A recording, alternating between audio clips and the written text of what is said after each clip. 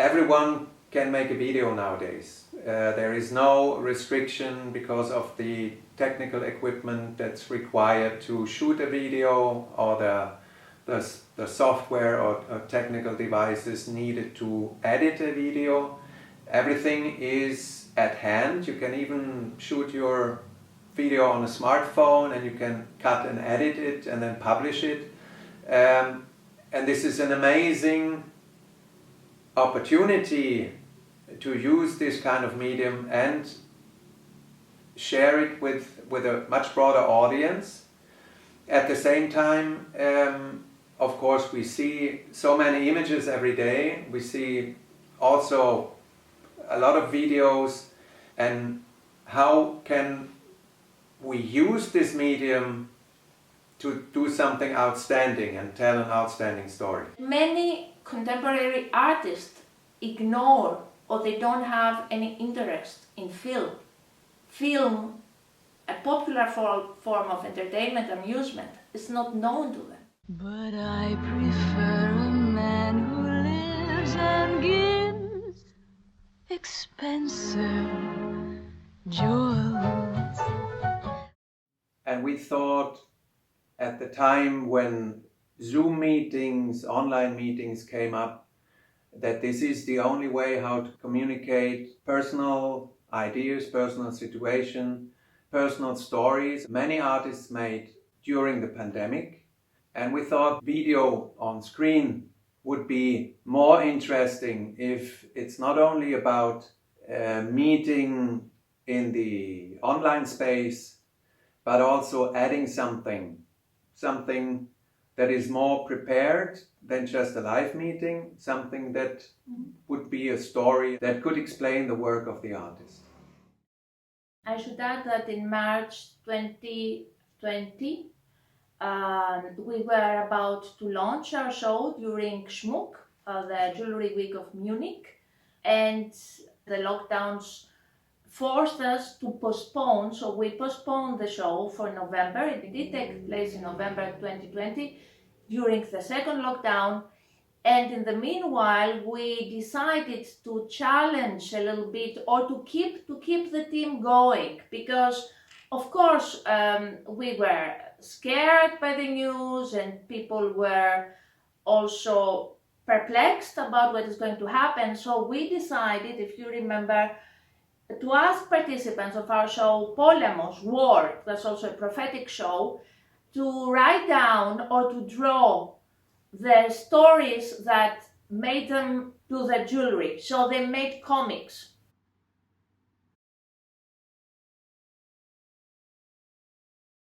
The comic was at hand as a kind of a sketch. Yes, a script. Which then we talked about could be a script book for a small movie, for a small film.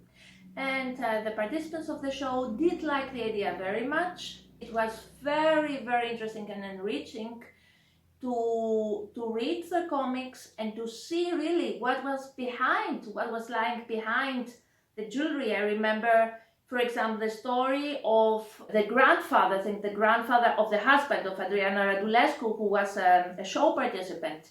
He was a pilot in Second World War, so her jewelry was about this experience. So she created the comics and explained that it was inspired by the diaries of the pilot grandfather and his experience during World War II.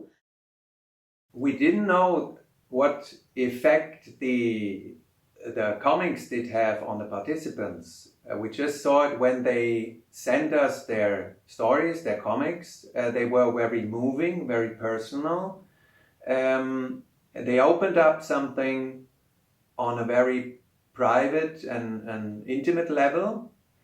Some of the participants tell us that they really didn't expect they would talk about those things because they thought about the jewelry object they sent us and not about the story behind it.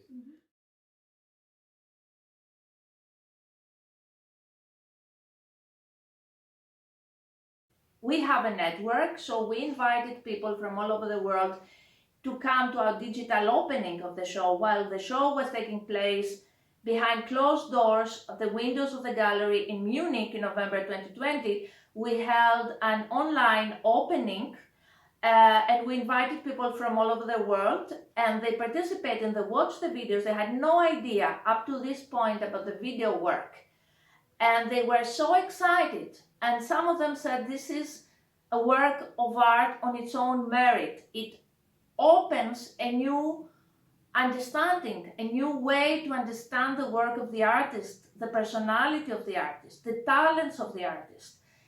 So we got this positive feedback, and we were encouraged through this positive feedback from the artists and from the public to continue our work. For us, the Zoom meeting, the screen became something like a stage.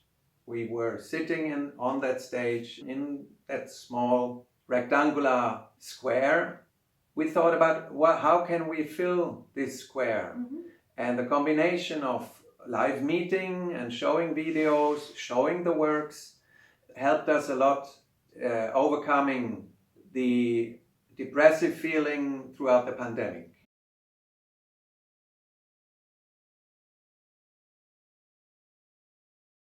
We started together, as we said, in 2011. We started doing public art projects, performance in collaboration theaters, with institutions, with museums, commissioned works, and teaching. We found out, through Loukia's experience with jewelry, we found out that working in the section of contemporary jewelry could be an interesting field, and introduce into this field our experience from visual arts and performance. Mm-hmm. We organized more than 15 to 20 curated shows for groups of international artists. For the SMCK week in Munich, in Sierrad, in Leipzig in the Grassy Messe, in the Federal Environmental Agency in Dessau, in Berlin in the Fund Gallery, in Hamburg in another gallery. Right now, every jewelry show opens with a performance. When we started, when Christoph held his performance in Berlin, Fritz welcomes Greece. It was a group of Greek artists, and Christoph developed a very funny performance about Friedrich of Prussia, Fritz in German, to welcome this artist to Berlin. At the time, people, visitors, and the artists themselves were partly shocked that an artist performs at the opening. It was in 2013. There is a channel missing between contemporary jewelry and the rest of visual arts. And we thought that this is a challenge to bridge this gap.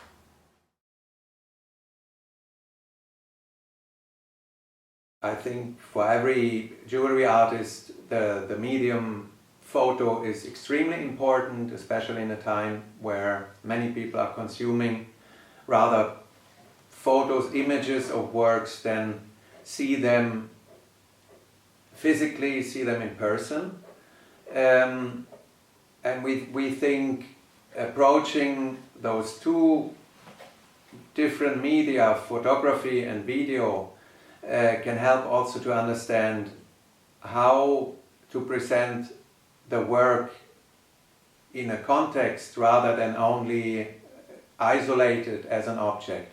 And I think it's important to put the works in front of a background, in front of a personal story, to make them alive.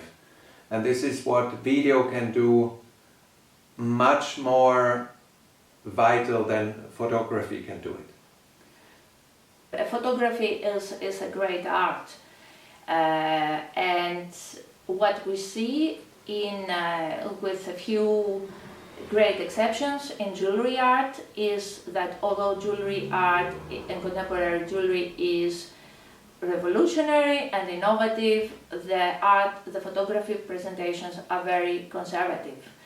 And we think that the artists who opt in general for a photo presentation, also through their social media, etc., they lose a lot unless they have a position, a clear aesthetical or conceptual position to present through their photography.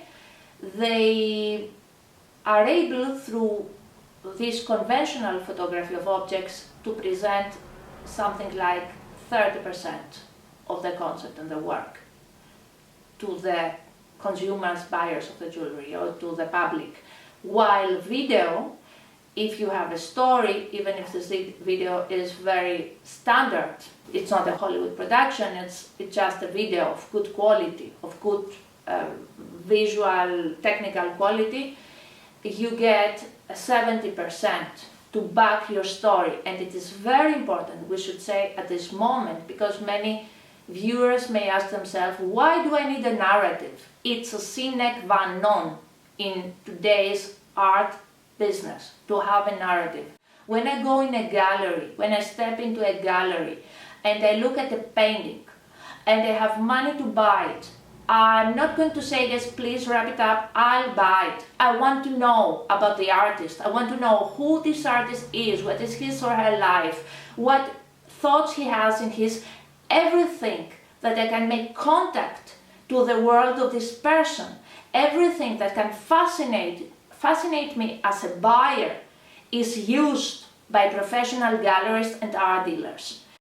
So we think it's important, as important, to make a statement as an artist and to show your followers and the ones who prospectively buy your jewelry, where do you stand, what is your message. And at the same time, it's about quality. It's about showing that you are able not only to make a political statement, but also to back it up through the quality of your work. We thought that it is a statement not to follow the aesthetical canon, and we had the honor to take Loukia's mother, Christina, as a model. She's 78 years old now, and she's the best model we can imagine. And she tells a story through wearing the jewelry pieces we present together with her. My mother suffers on chronic depression, and we also started a series of shooting her with our jewelry because we wanted to show that people with mental ailments should go outside, should not be inside the house. We should get used to face sickness, misery, poverty, old age. This is our message. We're contemporary artists. We make work for a society we live in. We take position in this society.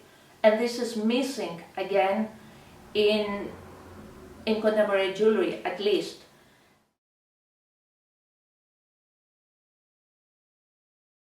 We've been organizing, curating various group shows, and I was building the setup, the installation where the works would be displayed.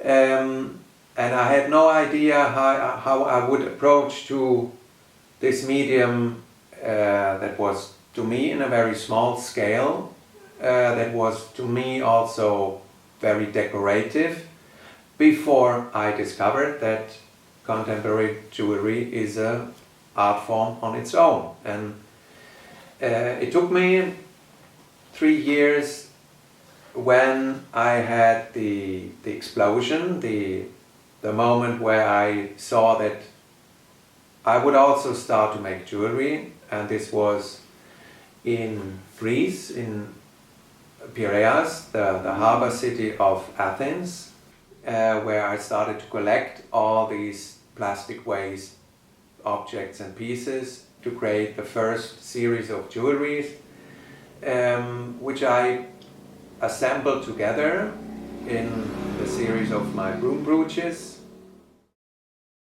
I don't have the background of a jewelry artist, of the technical aspects, but I like the change of the forms when you start melting and when you start giving the material a different function. And I'm a child of my time, which is extremely polluted with plastic waste. So I want to use this material and give it a new value. And then later I found also objects made of wood. So I collected wood objects and assembled them together in a series of necklaces and jewelry pieces.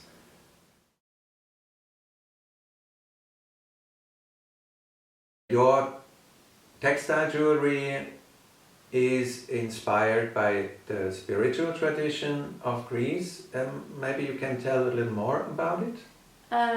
Yes, it is not an easy tradition, and it took me many years to understand it, and I had to read a lot. It's not necessarily approached through the aesthetical contact. The Orthodox icons are not easy. They are not easy to like, and they're not easy to understand because they are a language. So through various accidental, coincidental meetings with people, with books and with people who knew more about this tradition and why it is not just aesthetic, but it's a conceptual, deep conceptual art by excellence. I discovered the beauty of these items that inspired me, and then I discovered the beauty of the Orthodox doctrine. And then I discovered, let's say, the beauty of Christianity as a whole. And I'm very well aware that claiming in public that you like Christianity or that you're a Christian is not very usual. My art is conservative because it is about unchanged forms that exist for hundreds, if not thousands of years, but because the Christian art is based on Greek and Roman art. And my art has also a lot to do with the notion of European heritage, of Christian heritage, of spiritual heritage of Europe.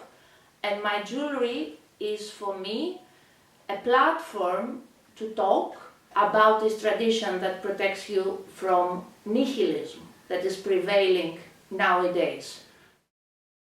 Being conservative nowadays is more progressive than being progressive. I stand for eternal values. I stand for values, or my jewelry stands for values like love.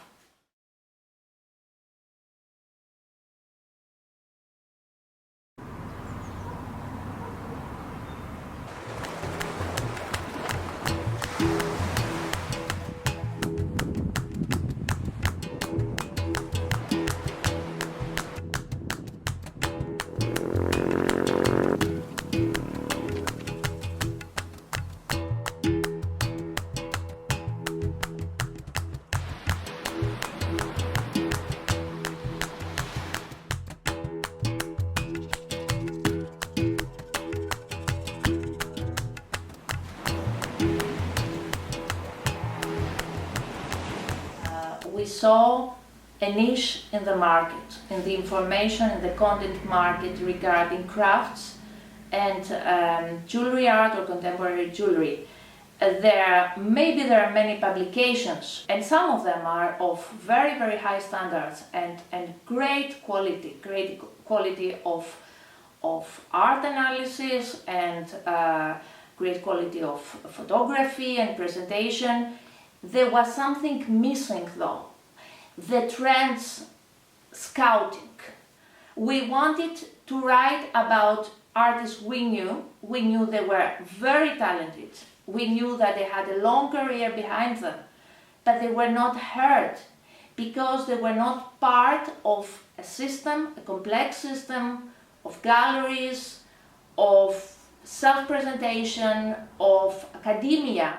And we also wanted to write on trends developing inside the society that could influence also the work of jewelry artists. Yes, and I think we didn't focus only on jewelry art and jewelry artists. We want to create a broader context. We want to talk about the time we are in.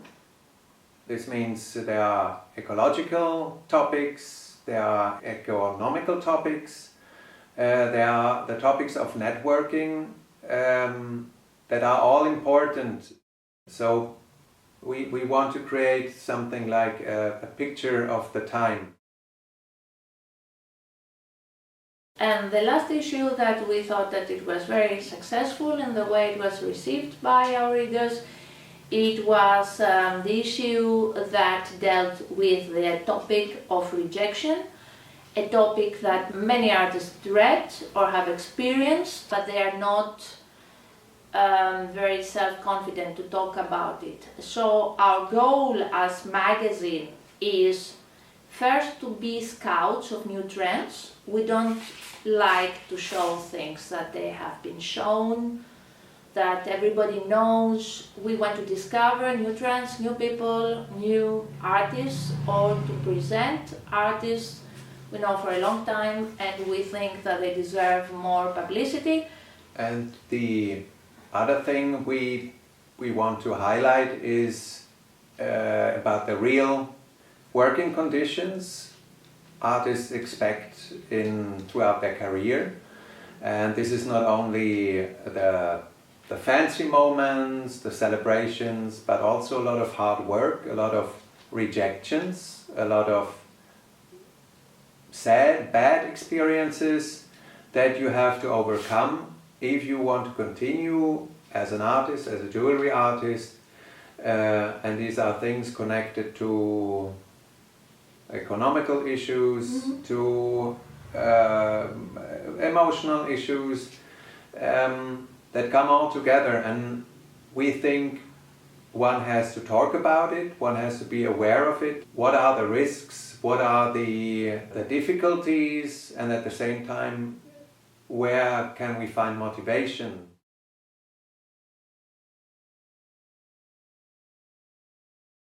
Many artists are not aware when they study at the art school what they are going to face. And this is something that many art students at the final semesters complain about, that the art school does not teach them how they're going to find their way out in the market. In the past, galleries had a more active role. There were more galleries. We see that through consecutive crises, international crises, in the last 15 years at least, and also because of a change in generation and a change in taste, many historical galleries in UK, in the Netherlands, in Germany, closed. Sometimes it's a matter of age, that the owner is too old and there is no follower, there is no successor. So many artists are left alone out there to deal with a market that they don't know. They are used, or they believe, or they are trained, or they are brainwashed at the art school that if they're good, they succeed, and if they are good, they will be discovered. Networking is very important, but you have to have a goal. And this is what we saw in many fairs we have attended over the years, organizations, paid fees, etc. And we saw that very, very few organizers understand that what they offer to the participants is a platform that will help them show the work, network and sell, and that they have to take into account the needs of the artists. So the question of economy, the question of financing your life through your work is very essential. And we think it is essential to help artists to emancipate from this omerta and from networks that recycle them.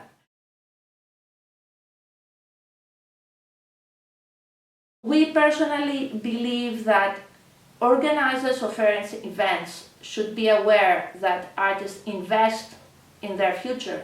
And as curators, we have always tried to find new venues that are not necessarily connected to jewelry where we hold our exhibitions.